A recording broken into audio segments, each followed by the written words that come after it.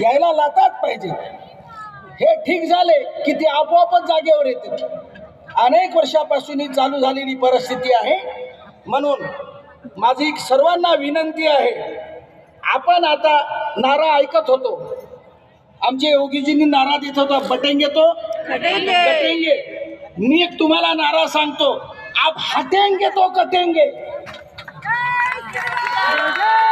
आता जर आपण मागे हटलो तर संपलो.